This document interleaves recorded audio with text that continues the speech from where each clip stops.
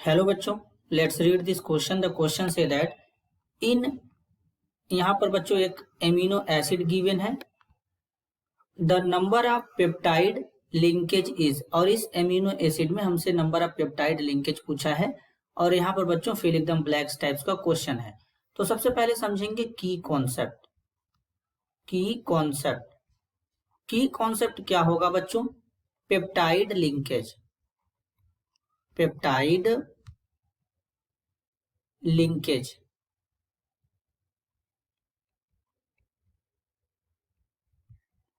अब बच्चों हम बात करेंगे यहाँ पर बेसिकली कि पेप्टाइड लिंकेज होता क्या है, पेप्टाइड बॉन्ड कैसे बनता है। तो सबसे पहले अगर बच्चों हम यहाँ पे बात को समझें तो बेसिकली क्या लेंगे, अब यहाँ पे हम दो एमिनो एसिड लेते हैं। क्या लेंगे?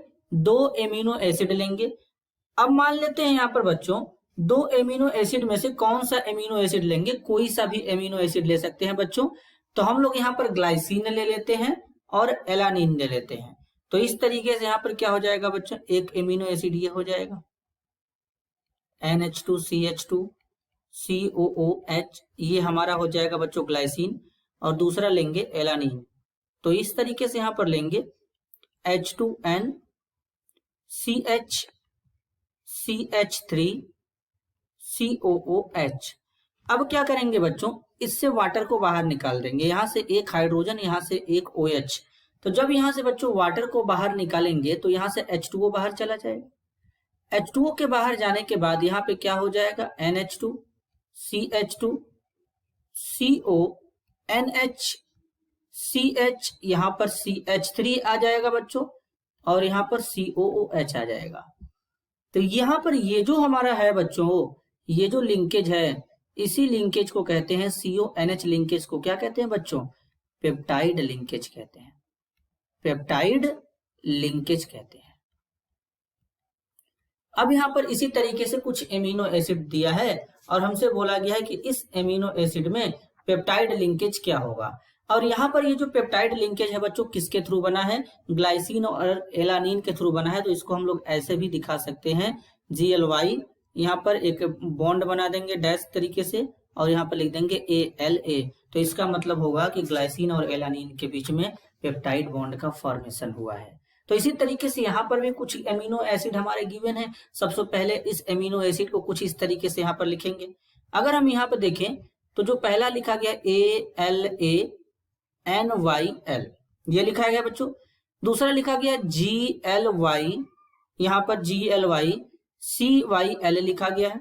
नेक्स्ट लिखा गया है बच्चों LEUCYL लिखा गया है। इसके बाद क्या लिखा गया बच्चों? इसके बाद लिखा गया है ALANYL लिखा गया है। इसके बाद क्या लिखा गया बच्चों? वैलिन लिखा गया है। तो इसी तरीके से यहाँ पर एक एमिनो एसिड, दो एमिनो एसिड, तीन एमिनो एसिड, चार एमिनो एसिड, पांच एमिनो एसिड इसमें प्रेजेंट है बच्चों।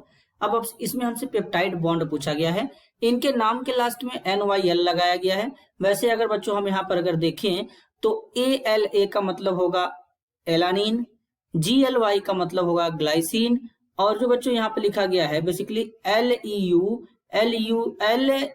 का मतलब होता है बच्चों ल्यूसीन, और ALA का मतलब होता है बच्चों एलानिन, और इसका हो जाएगा वैलिन। तो इस तरीके से बच्चों इसमें 5 हमारे एमिनो एसिड प्रेजेंट है। अब हमको अगर पेप्टाइड बॉन्ड कैलकुलेट करना है बच्चों तो एकदम आसान तरीका है। यहां पर होता है नंबर ऑफ एमिनो एसिड -1। तो अब इसमें एमिनो एसिड का नंबर कितना है? 5 है। -1 करेंगे बच्चों, यहां पर आ जाएगा 4। तो इसमें पेप्टाइड बॉन्ड कितने होंगे? 4 पेप्टाइड बॉन्ड होंगे। तो यहाँ पर फिलिंग द ब्लैंक्स की जगह क्या फिलअप करेंगे? 4 फिलअप कर देंगे। यानी इससे हम लोग क्या कर सकते हैं कि आसानी से, इस तरीके से आसानी से किसी भी एमिनो एसिड में पेप्टाइड बॉन्ड को हम लोग कैलकुलेट कर सकते हैं बच्चों। तो यहाँ पर बेसिकली 4 पेप्टाइड बॉन्ड इनमें प्रेजेंट होंगे। This is your answer. I hope you understood it well. All the best.